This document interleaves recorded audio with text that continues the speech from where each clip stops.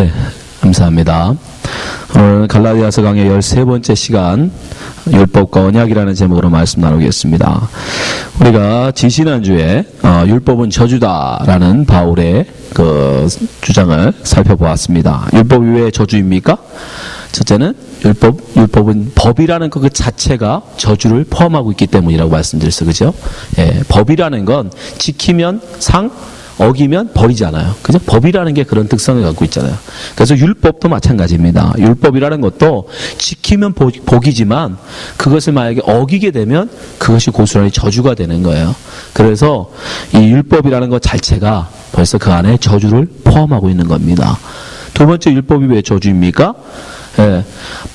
하박국을 통해서 이미 구약성경의 하박국을 통해서 우리에게 말씀하셨어요. 그죠? 율법을 통해서 너희들은 의롭게 될 수 없다. 이미 하나님이 선언하셨죠. 의인은 믿음으로 말미암아 산다. 예, 믿음으로 사는 자가 의인이지 율법을 지키는 자가, 율법을 가진 자가 의인이 되지 않는다라고 이미 선언해버리셨단 말입니다. 이건 하박국 선지자의 말이 아니라 하박국 선지자에게 들려주신 하나님의 말씀이셨어요. 그러니까 하나님은 이미 율법을 통한 의인은 없다라고 이미 말씀하셨단 말이에요. 그렇다면 율법을 통해서 의롭게 된다는 건 불가능하다는 거잖아요. 그러니까 그 안에 뭐만 남는 거예요, 그럼? 저주만 남는 거죠. 예, 의롭게 될 자가 없다고 하시니까, 의인은 없나니 하나도 없다고 하시니까, 예, 그러니까 율법은 저주인 겁니다. 마지막으로 율법의 저주는 예수 그리스도로 인하여 다 소멸되어졌다라고 바울은 얘기하죠. 그죠? 율법의 그 저주. 우리는 다 율법을 어길 수밖에 없는 존재들이고 율법을 지킬 수 없는 존재들인데 그 율법의 저주가 어떻게 해결됐느냐? 예수 그리스도가 십자가에 죽으심으로. 근데 예수 그리스도의 십자가에 죽으시고 부활하심을 통해서 그 저주는 예수의 저주가 아니라 다른 누군가의 저주였다라는 것을 우리에게 보여주시는 거라고 그랬어요. 그럼 그 저주는 누굴 거냐? 바로 우리 거라는 거예요. 바울의 논리는. 왜? 예수님이 만약에 저주를 받은 거라면 예수님은 살아나시면 안 됩니다. 예, 하나님은 그런 거짓말 하시게 되는 거예요. 죄를 짓고 죽은 자를 살리시면 안 되거든요. 근데 예수님은 살리셨잖아요. 그러면 예수님은 예수님의 죄로 죽은 게 아닌 거예요. 그래서 예수님의 부활이 의에 대한 증거입니다. 예수님의 의로우셨다라는 증거가 예수 그리스도의 부활이에요. 자, 이게 지지난주에 제가 여러분에게 말씀드린 거예요. 그러한 율법에 대한 특징을 이야기했던 바울이 바로 오늘 15절부터 무슨 이야기를 하냐면 그 율법과 언약에 무슨 관계가 있는가, 율법과 언약을 어떤 관계가 있는지 그 관계에 대해서 이야기해 줍니다. 자, 여러분, 언약이라는 것, 다른 말로 하면 약속이죠. 뭐 언약 그러니까 되게 멋있는 말 같은데 다른 그냥 약속이에요. 하나님이 아브라함과 하신 약속이 있어요. 그죠? 그 약속을 통해서 하나님은 우리에게 믿음을 통해서 구원하신다라는 그 약속을 하셨단 말이에요. 예. 그럼 믿음을 통해서 우리에게 하신 약속, 예, 그 약속이 있는데 그 언약 이후 430년 뒤에 율법이 생기거든요. 그러니까 율법은 누구로 오냐면 모세를 통해서 와요. 근데 모세는 아브라함보다 430년 뒤에 사람이에요. 그러니까 약속은 누구랑? 아브라함과 하신 거잖아요. 그죠? 예, 율법은 430년 뒤에 있는 모세와 하시신 거예요. 그러니까 지금 언약과 이 율법의 차이는 중간에 430년이라는 큰 갭이 있어요. 예. 과연 그럼 왜 하나님은 이 언약을 언약을 우리에게 말씀하시고 아브라함과 언약을 말씀하신 하나님이 왜 굳이 또 율법을 주셨을까? 430년 뒤에 모세를 통해서. 우리가 오늘 그걸 알려고 하는 겁니다. 자, 그 둘의 관계에 대해서 바울은 이렇게 얘기해요. 갈라디아 3장 15절 보세요. 형제들아, 사람의 예대로 말하노니 사람의 언약이라도 정한 후에는 아무나 패하거나 더거나 하지 못하느니라. 그죠? 그건 맞죠? 우리가 하나님과 약속이 아니라 사람과 사람 간의 약속도, 계약도, 그죠?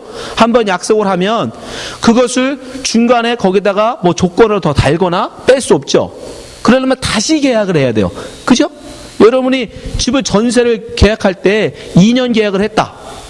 그죠? 2년 계약을 하면 그 중간에 바꾸거나 변경할 수 있습니까? 없어요. 만약에 그렇게 되면 어떻게 해야 돼요? 페널티를 물어야 돼요. 그죠? 그거 깨는 이쪽에서. 그리고 다시 맺어야 되는 거예요. 그러면 하나님과 아브라함과 언약을 맺으신단 말입니다. 계약을 맺어요. 그죠? 계약을 맺어요. 네가 나를 잘 믿으면 내가 너를 의롭게 여기고 너에게 복을 줄 거야. 내가 기업으로 복으로 줄 거야 라고 언약을 맺으신단 말입니다. 근데 이 언약이 언제 끝난다라는 말씀이 없었어요. 심지어 자손이 오기까지예요. 정확하게 하면 예수님 올 때까지의 언약이었단 말이에요. 근데 왜 이 언약 중간에 430년 뒤에 율법이 등장하느냐 말이에요. 율법. 이 언약으로 충분히 이 언약을 바꾼 나중에 율법이 나중에 나왔다고 해서 사람들은 왜 이 얘기를 하냐면 사람들은 율법으로 우리가 의롭게 되는 거야 하고 유대인들이 말하잖아요. 근데 이미 우리가 찾아봤지만 언약을 통해서 우리는 의롭게 되는 거예요. 그죠? 하나님은 그렇게 언약하셨단 말이에요. 믿음을 통해서 너희들은 의로워지는 거야. 이렇게 말씀하신 하나님이 왜 갑자기 430년 뒤에 율법이라는 걸 또 주셨냔 말이에요. 그러면 이 율법은 이 언약과 과연 이 언약이 부족해서 더하신 거냐? 아니라는 거예요. 그것과 그거는 별개라는 거예요. 갈라디아 3장 17절 보세요.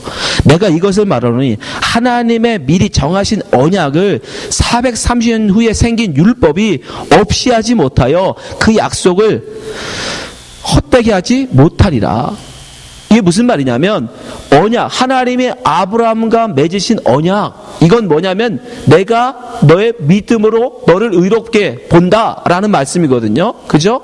그 언약이 분명히 있는데도 불구하고 430년 뒤에 율법은 뭐예요? 네가 나 지키면 의롭게 봐주고 지키지 않으면 벌 준다, 저주한다가 율법이란 말이에요.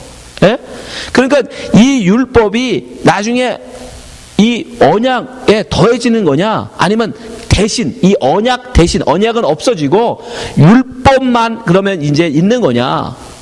그건 아니라는 거죠. 이 언약은 절대 중간에 변개될 수 없다. 더하거나 뺄 수 없다. 그러니까 율법이 중간에 430년에 생겼다고 해서 이 율법이 결코 이 언약에 영향을 줄 수는 없다라고 지금 얘기하는 거예요. 자, 그럼 그 언약이 어느 때까지인데? 갈라디아 3장 16절. 이 약속들은 언약이죠. 약속들은 아브라함과 그 자손에게 말씀하신 것인데 여럿을 가리켜 그 자손들이라 하지 아니하시고 오직 하나를 가리켜 내 자손이라 하셨으니 곧 그리스도라. 그러니까 아브라함이 지금 의롭게 된다는 거, 그러니까 믿음을 통해서 의로 여겨주는 거예요. 갈라디아 3장 6절이죠. 보세요. 아브라함이 하나님을 믿음에 이것을 그에게 의로 정하셨다 함과 같은 이게 언약으로 말미암아 된 거예요. 하나님과 아브라함의 언약으로 말미암아, 그죠? 믿음을 통한 의가 이루어진다는 말입니다. 근데 그것을 통해서 아브라함이 유산, 기업을 받잖아요. 복을 받잖아요. 그죠? 예. 자, 그 유업, 그 복, 18절에 보세요. 만일 그 유업이 율법에서 난 것이면 약속에서 난 것이 아니니라. 그러나 하나님의 약속으로 말미암아 아브라함에게 은혜로 주신 것이라. 예. 그러니까 아브라함이 받은 기업, 복, 예? 제가 전에도 말씀드렸어요. 그러니까 앞에 거를 제가 자꾸 반복해서 말씀드리는 이유가 잊어버리시면 안 돼요. 앞에 걸 잊어버리면 뒤에 이야기들을 여러분들이 계속 이어갈 수가 없어요. 아셨죠? 갈라디아서 강해를 계속해서 앞에 거를 여러분 상기하셔야 돼요. 그러니까 복이라는 게 뭐라고 그랬죠? 기업, 가나안 땅. 이게 눈으로 볼 때는 그걸 기업이라고 주셨지만 원래 하나님이 아브라함에게 주시고자 하는 약속의 복은 뭐예요? 하나님과 동행하는 거잖아요. 그죠? 그 복이 무엇으로? 하나님의 약속을 믿는 믿음으로 얻는 거잖아요. 그죠? 그 전에 말씀드렸잖아요. 그러니까 그 복이 율법으로 말미암아 되는 게 아니잖아요. 그죠? 그 유업, 하나님으로 받은 복, 하나님과 영원히 함께하는 복은 율법을 통해서 나오는 게 아니잖아요. 지금 그 얘기예요. 18절. 그 유업이 하나님과 함께하는 그 복이 율법에서 난 것이면 하나님과 동행할 수 있는 사람은 누구만 동행할 수 있어요? 의로운 사람만, 죄가 없는 의로운 사람만 하나님과 동행한단 말입니다. 예? 그러면 그 의로운 사람만 그 복을 받는 거잖아요. 그 복을 누릴 수 있는 거예요. 하나님은 의로운 사람 아니면 함께 하지 않으시니까 죄인이 하나님과 함께 할 수 없잖아요. 그죠? 그러면 그 의로운 사람만 하나님과 함께하는 유업 복을 받는데 아브라함이 그 복을 어떻게 받았단 말이에요? 아브라함은 율법이 없었어요. 아브라함 때는. 그죠? 근데 아브라함이 그 복을 누리잖아요. 그러면 아브라함이 이미 하나님으로부터 의롭다 인정을 받았다라는 거잖아요. 너는 죄 없어. 너는 의로워. 라는 인정을 받았는데 그게 뭘로? 하나님 약속에 대한 믿음으로 받는 거죠. 그죠? 그 얘기하는 거예요. 그 의로움, 그 유업, 하나님과 함께하는 그 복을 누리는 사람은 의로운 사람만 맞는데 그 아브라함의 그 의로움이 어디서 나온 거냐? 율법이 아니지 않냐? 율법이 아니고 약속이지 않냐? 약속은 여전히 유효하다는 거예요. 430년 있는 율법은 결코 그 유업, 그 언약을 다시 없애고 다시 생긴 그런 게 아니라는 거예요.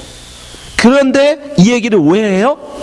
이 당시에 갈라디아서를 쓰고 있는 당시에 많은 사람들이 아브라함과의 언약은 없애버리고 율법을 우리는 지킴으로 율법을 잘 지켜서 613가지 그 모든 율법을 우리가 한 개도 없이 잘 지킬 때 우리는 하나님 앞에 의롭다 인정을 받고 하나님의 복인 뭐죠? 유업, 복을 받는 자가 된다라고 주장하고 있었단 말입니다. 심지어 누구조차도 예수를 믿는다고 말하는 사람들조차도 그 율법을 지킴으로 자기들은 의로워지는 거다라고 얘기하고 있는 거예요.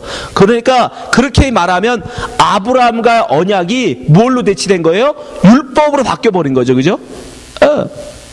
율법으로 언약은 없어져 버리고 율법만 남아 있는 거예요. 거기에 지금 바울이 얘기하는 거예요. 아니다.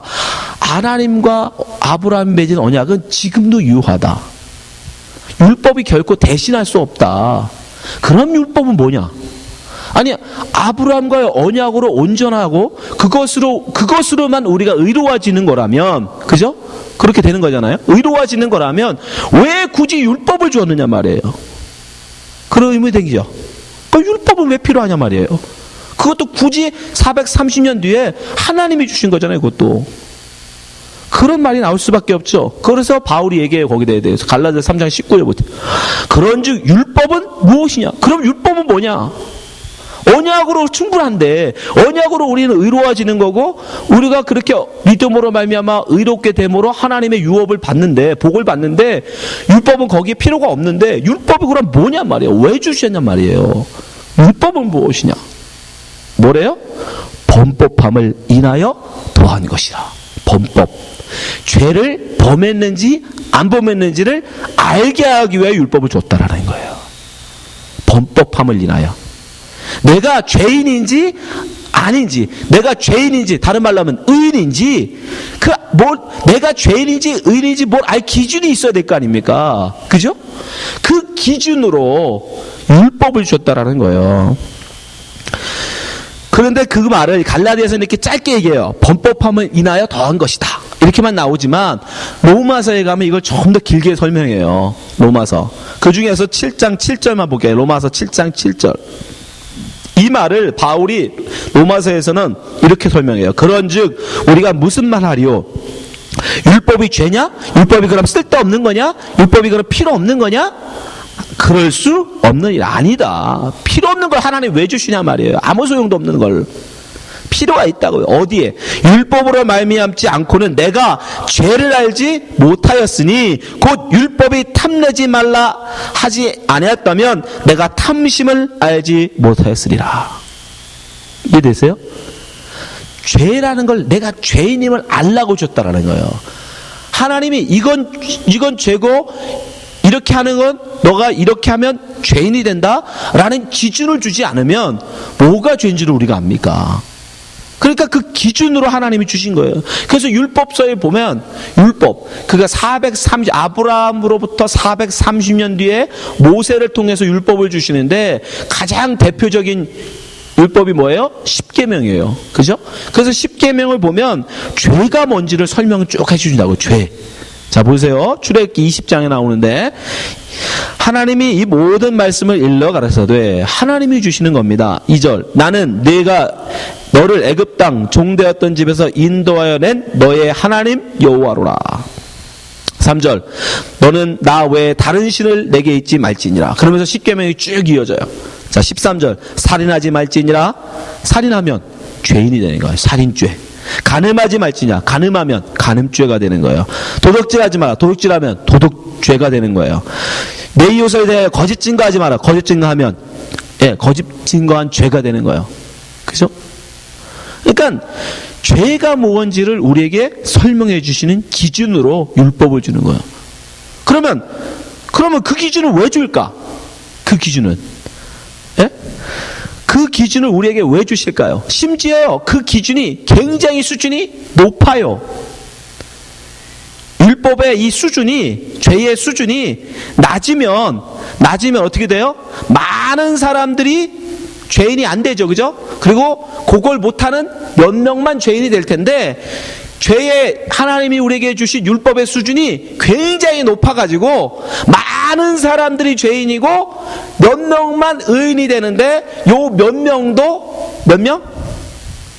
지로예요. 지로. 아예 없어. 로마서 보세요. 3장 9절. 그러면 어떠하뇨? 우리는 나으뇨? 결코 아니라 유대인이나 헬라이나 다 죄 아래 있다. 우리가 이미 선언하였느니라. 기록한 바 의인은 없나니 하나도 없어. Nobody. 하나님이 우리에게 죄를 알라고 너희들은 죄인이야. 이거 어기면 너도 죄진 거다. 하나님 앞에 너희들은 다 불의한 거다. 너희들은 유업 못 받는다. 너희들은 다 지옥 간다. 그리고 우리에게 법을 주셨는데 그 법의 수준이 얼마나 높으냐면 아무도 못 지켜. 아무도 못 지켜. 노바디예요. 그 법을 지킬 수는 사람이 없어. 기록한 바 의인은 없나니 하나도 없어. 의인이 뭐예요? 죄가 없는 사람이 의인이란 말이에요. 그 사람만 하나님의 유업, 복, 하나님과 함께하는 복을 누릴 수 있는데 율법의 기준으로 보니까 아무도 없어. 하나도 없어요. 11절 깨닫는 자도 없고 하나님을 찾는 자도 없고 12절 다 치우쳐 한 가지로 모욕하게 되고 선을 행하는 자는 없나니 하나도 없도다. 그럼 왜 주신 거예요 도대체? 죄를 알라고 주신 건 알겠는데 죄의 그 수준이 그러니까 이거 지켜서 의인 되라? 이거라고 준 거예요? 그러면 적당한 수준으로 하셨어야죠. 그죠? 한 50% 하시든지 한 75% 선으로 하시든지. 근데 이건 100%로 아무도 못 지키게 하셨다는 얘기는 너희들은 뭔 거 알라? 너는 죄인이야. 너는 내가 원하는 수준에 못 와라는 걸 알라고. 율법을 우리에게 주신 이유는 그거예요. 나는 죄인입니다. 고백하게 하려고. 그러면 여러분 내가 죄인임을 알면, 그래서 갈라디아에서 바울이 그렇게 얘기하는 거예요. 자, 갈라디아 3장 22절. 그러면 율법이 하나님의 약속들을 거스르냐? 결코 그럴 수 없느니라. 만일 능히 살게 하는 율법을 주셨다면. 잘 보세요. 살게 하는 율법. 이게 무슨 말이에요? 우리가 진짜 지키라고 주신 거라면, 그죠? 진짜 율법을 지키면 의로움, 안 지키면 저주, 정말 그렇게 그걸로 기준해가지고 지키는 사람한테는 하나님이 의로운 사람으로 인정해 주시고 복 주시려고 율법을 준 거라면 뭐예요? 율법으로 말미암아 의인이 있겠죠, 그죠? 율법을 다 지킨 의인이 한 명이라도 있어야 될 거 아니에요, 그죠? 그게 살게 하는 율법이잖아요. 그런데 뭐예요? 살게 하는 율법이 줬다면 의가 반드시 율법으로 말미암아 의인이 나오죠. 그걸 지키는 사람이 있었겠죠. 그런데 뭐예요? 아무도 없잖아요. 율법을 지키는 사람이 아무도 없어. 그러니까 뭐예요? 살게 하는 율법이 아니라 다 너희들은 죽었어. 너희들은 율법 못 지켜. 너희들은 다 죄인이야. 너희들은 다 지옥행이야. 라는 거 알라고 줬다는 거예요. 그럼 왜 하나님은 우리 약 올리는 것도 아니고 지키지도 못할 그 어마어마한 높은 수준의 율법 우리에게 주시고 우리에게 죽으라고 그러는 거예요? 그럼 뭐가 필요해요? 그 죄에서 우리를 구원해줄, 우리를 꺼내줄 구원자가 필요하잖아요. 그죠? 자, 율법을 하나님의 의도를 여러분이 잘 아셔야 돼요. 언약이 있음에도 불구하고 하나님이 330년 뒤에 율법이라는 걸 주셨단 말입니다. 근데 이 율법은 수준이 너무 높아. 우리가 지킬 수 있는 수준이 아니야. 아무도 못 지켜요. 이 세상에는 누구도 율법을, 하나님이 요구한 율법을 다 지켜서 의롭다 인정받을 사람이 없어요. 왜 그렇게 하셨느냐? 왜 우리로 죽게 하는 율법을 주셨느냐? 우리로 다 죄인인 걸 인정하라고, 죄인임을 알라고 주신 거예요. 그러면 우리는 죄인이면 어떻게 하느냐? 그럼 우리 다 지옥 가잖아요, 그죠? 하나님 앞에 의로움을 인정받아야 천국 가는데, 하나님과 동행하는데. 그래서 그럼 뭐가 필요해요? 우리를 구원해줄, 우리를 죄에서 꺼내줄 구원자가 필요해지게 되는 거예요. 그거 하려고. 너희들은 니들이 율법 지켜서 니들이 뭘 해가지고 하나님 앞에 올 수 있는 그런 존재 아니다. 누군가가 너희들을 꺼내줘야 너희들은 그제서야 하나님 앞에 올 수 있는 존재야. 그거 하려고 율법 주신 거예요. 그거 하려고. 내 힘으로는 못 가는구나. 누군가가 나를 꺼내주지 않으면, 나를 구원해주지 않으면 나는 살 수 없는, 하나님 앞에 갈 수 없는 그런 존재구나 라는 걸 고백하게 하려고. 그러면 하나님 편에 나가서, 우리를 대신해서 하나님 앞에 나가서 우리의 죄를 대신하여 고백하고 그 죄를 용서를 구하는 걸 뭐라고 그래요? 중보자라 그러는 거예요. 중보자. 율법은 바로 우리로 하여금 우리는 중보자가 필요한, 우리의 구원자가 필요한 존재라는 걸 깨닫게 해주시려고 율법을 주신 거예요. 자, 갈라디아서 3장 20절 보세요. 중보는 한편만 위한 자가 아니니 오직 하나님은 하나이시니라. 중보자가 우리에게 필요하구나. 우리를 구원해 줄 중보자. 그게 누구예요? 예수 그리스도잖아요. 그 예수 그리스도께서 우리는 죄로 말미암아 죽을 수밖에 없는데 그 율법을 지켜낼 방법이 없으니까, 능력이 안 되니까, 그래서 우리의 모든 죄를 그분이 다 대신 지시고 하나님 앞에 나가서, 하나님, 내가 이들을 대신해서 죽을 테니까 이들 좀 살려주세요. 이들을 살려주세요. 그게 바로 중보자예요. 그게 바로 예수님이고, 예수님 이전에 모세가 보여줬죠. 그죠? 십계명 돌판 앞에서 우상 숭배하는 그들 앞에 모세가 나가서 하나님 화가 났어요. 모세한테 십계명 주고 있는 그 사이에 벌써 하나님을 대신해서 금송아지 만들어가지고 우상을 섬기고 있는 거예요. 그래서 하나님 뭐라고 하시냐, 모세한테 내가 저것들 다 죽여버리고 너로 다시 시작하겠다. 아브라함으로 말미암아 시작한 거잖아요. 근데 그거 다 없애버리고 너부터 다시 시작하겠다. 그랬으면 이제 우리는 믿음의 조상이 아브라함이 아니라 믿음의 조상이 모세였죠. 근데 모세가 그때 어떻게 해요? 옷을 찢고 하나님 앞에 엎드려요. 하나님, 나를 죽이시옵소서. 나를 생명책에서 지워주옵소서. 그리고 저 사람들은 살려주세요. 하나님, 그러려고 저 사람들 데리고 나왔습니까? 하나님, 그러면 하나님의 이름이 모욕을 당합니다. 하나님의 능력이 없어서 저 이스라엘 민족 다 죽었다고. 그러니 차라리 그러실 거면 나를 죽이시고 저들을 살려주세요. 그게 중보예요. 하나님이, 예수님이 바로 그렇게 우리를 위해서 중보해 주셔서 하나님이 우리를 향한 저주를 예수님한테 쏟아 부어버리고 우리는 의로운 자로 인정해 주셔서 우리를 하나님 품으로 불러주시는 거예요. 의로운 자로 여겨주시고. 그래서 하나님의 복을 누릴 수 있는 자가 되어진 겁니다. 여러분, 그걸 아셔야 돼요. 그래서 갈라디아서 3장 22절에 이 모든 것, 율법을 왜 우리에게 주셨느냐? 언약이 있음에도 불구하고 왜 율법을 주셨느냐? 갈라디아 3장 22절에 바울이 이렇게 한 문장으로 딱 요약을 해요. 보세요. 그러나 성경이 모든 것을 죄 아래 가두었으니. 여기서 성경은 뭐냐면 뭐예요? 그 당시 신약 성경이 없었으니까 구약 성경을 말하는 거고, 구약 성경의 대표는 바로 모세오경이에요. 율법, 토라. 그러니까 여기서 성경이라는 건 율법을 의미하는 거예요. 율법. 그러니까 보세요. 그러나 율법이 모든 것을 죄 아래 가두었으니, 맞죠? 우리는 죄이라는 걸 알게 하는, 죄 아래 가두었으니, 이는 왜 그렇게 하셨느냐? 이는 because 예수 그리스도를 믿음으로 말미암은 약속을 믿는 자들에게 주려 함이니라. 엄청 길지만 한마디로 주는 뭐예요? 믿음을 주려고. 우리는 율법을 지켜서 하나님 앞에 나가는 게 아니라 믿음, 무슨 믿음? 우리는 중보자가 필요하다는 믿음. 우리 중보자가 누구야? 예수님이잖아요. 예수님을 있어야만 우리는 산다. 예수님이 아니면 우리는 다 죽는구나. 요거 알라고 율법을 주신 거예요. 그러니까 결국 언약이나 율법이나 같은 거예요. 다 뭐 하려고? 우리는 믿음을 통해서 하나님 앞에 나가는구나. 우리는 내가 내 행위로, 내 노력으로, 내 공로로 하나님 앞에 갈 수 없는 자구나. 그게 언약이었잖아요. 그죠? 모세를 아브라함에게 말씀하신 언약. 근데 율법도 내내 같은 내용이에요. 같은 거예요. 율법도 왜 주셨느냐? 우리는 믿음이 아니면, 우리는 중보자가 필요하다는 믿음이 아니면 하나님 앞에 나갈 수 없는 존재들이다. 이걸 알라고 율법도 주신 거라는 거예요. 그러니까 율법과 언약은 내내 같은 거예요. 같은 내용이에요. 하나님이 아브라함에게 언약을 하신 걸 좀 더 우리에게 구체적으로 알기 쉽게 설명하시려고 율법을 주신 거예요. 율법을. 이해되시죠? 그러니까 믿음, 이 언약과 율법이 다른 게 아닙니다. 같은 거예요.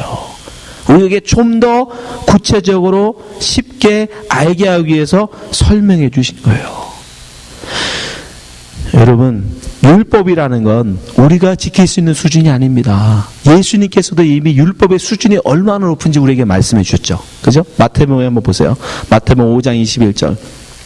옛사람에게 말한 바 살인치 말라. 아까 나왔잖아요. 살인하지 말라. 누구든지 살인하면 심판을 받게 되리라 하였다는 것을 너희가 들었으나. 자, 이거는 그냥 율법이에요. 근데 그 안에 담긴 진짜 의미는 뭐다? 22절. 나는 너희에게 이르노니 형제에게 노하는 자마다 심판을 받게 되고 형제에 대하여 나가라, 바보, 멍청이란 말이에요. 하는 자는 공회에 잡히게 되고 미련한 놈이라는 자는 지옥불에 들어가게 되리라. 여러분, 이거 지킬 수 있어요? 여기서 지금 살인하지 말라는 뜻이 무슨 뜻가 된다? 친구 보고 멍청이라고만 하고 살인이라는 거예요. 친구 보고 나가라고 하고 멍청이라고 놀리기만 해도 그게 살인이라고 지금 말씀하고 계시잖아요. 그럼 우리가 어떻게 그걸 지킵니까? 27절. 또 간음하지 말라 했다는 것을 너희가 들었으나. 간음, 그냥 잠자리만 말하는 거냐? 아니요. 28절. 나는 너에게 이르노니 여자를 보고 음욕을 품는 자마다 마음의 힘이 간음하였느니라. 남자만 그래요? 여자도 마찬가지예요. 남자를 보고 음욕을 품으면 그것도 간음이에요. 그러니까 여러분, 이 정도 수준의 율법을 여러분이 지켜낼 수 있습니까? 그러니까 없는 거예요. 노바디인 거예요. 아무도 못 지키는 거예요. 그러한 앞에서 우리를 대신하여 우리의 죄를 짊어질, 우리를 대신하여 죽을 속죄 제물이 필요한 거예요. 그걸 하려고 그러는 거예요. 그래서 율법에 보면 그렇게 나를 대신하여 죽는 제사에 대해서 얘기하죠. 그죠? 제사.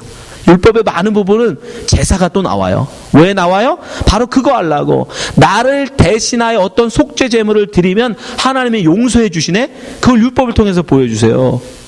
그래서 우리는 다 죄 있는 걸 알면 나를 위한 제물, 그게 누구냐? 바로 예수 그리스도가 우리를 위한 제물이라는 것을 미리 알게 하시려고 율법을 주셨던 거예요. 히브리서 9장 25절.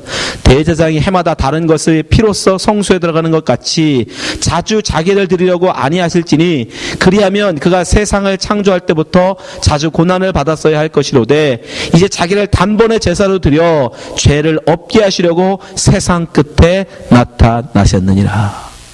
율법을 가지고 설명하는 거예요. 예수 그리스도의 십자가의 죽음은 율법에 나오는 제사의 의미로 보니까 속죄 제물로 드리신 거구나. 근데 하나님이 속죄 제물을 보시고 죄를 용서하신 것처럼 우리 죄도 그렇게 용서하시겠다는 말씀이구나. 알게 된 거죠. 율법이 아니었으면 모르죠. 율법은 결국 우리로 하여금 예수님을 믿는 믿음을 알게 하려고 주신 거예요. 그 예수님이 말씀하신단 말입니다. 예수님도 마태복음 20장 28절. 인자가 온 것은, 인자가 누구예요? 예수님 말씀하시는 거예요. 그리스도. 인자가 온 것은 섬김을 받으려 함이 아니라 도리어 섬기려 하고 자기 목숨을 많은 사람의 대속물로 주려 함이니라. 율법이 아니면, 율법이 만약에 없었으면 이게 무슨 뜻인지 몰라 우리는. 그죠? 어떻게 알겠어요 이게 무슨 말인지. 근데 율법에 이미 있단 말이에요. 대속물, 속죄 제물. 그걸 드림으로 죄를 용서받는다. 나를 대신하여 어떤 제물을 드렸을 때 그래서 우리는 아는 거야. 아, 예수님이 우리를 대신하여 제물이 되신 거구나. 그래서 십자가에 죽으신 거구나. 바로 율법은 그렇게 믿음으로 우리가 하나님 앞에 의롭다 인정받는 것을 좀 더 구체적으로 설명해 주시기 위해서 우리에게 주신 거예요. 여러분, 결코 율법은 지키라고 준 게 아닙니다. 뭐를 해서 여러분 율법적으로 잘 살아서 하나님 앞에 갈 생각 하지 마세요. 분명히 성경이 우리에게 말씀하잖아요. 우리는 하나님의 은혜로 믿음으로 구원을 얻는 것입니다. 에베소 2장 8절 너희가 그 은혜를 인하여 믿음으로 말미암아 구원을 얻었나니 이것이 너희에게서 난 것이 아니요 하나님의 선물이라. 선물이에요. 선물을 무슨 열심히 노력해서 받습니까? 그냥 사랑으로 받는 거지. 9절 행위에서 난 것이 아닌 이는 누구든지 자랑치 못하게 함이니라. 네, 여러분 이 진리를 여러분 기억하셔야 돼요. 반드시 새기세요. 다른 유혹에 흔들리시면 안 돼. 너 그렇게 해가지고 신앙생활 그따위로 해가지고 너 구원 받겠어? 아니요. 그런 행위, 우리는 그런 행위로, 눈에 보여주는 그런 행위로 우리의 구원을 얘기할 수 없어요. 하나님은 한 성경 속에서 끊임없이 우리에게 말씀하세요.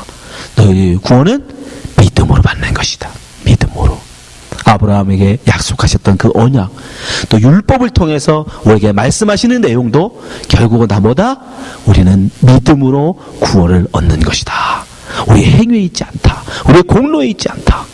그러니 그 은혜를 사모하고 붙들어라. 이 진리를 변치 마세요. 다른 누가, 어느 누가 이상한 소리 해도 흔들리시면 안 돼. 우리의 구원은 오직 예수 그리스도를 믿는 믿음으로 말미암는 것이에요. 이 진리를 이 진리를 여러분 마음에 새기시고 어떤 유혹에도 흔들리지 않는 성도 되시기를 주님의 이름으로 축원합니다. 기도하겠습니다.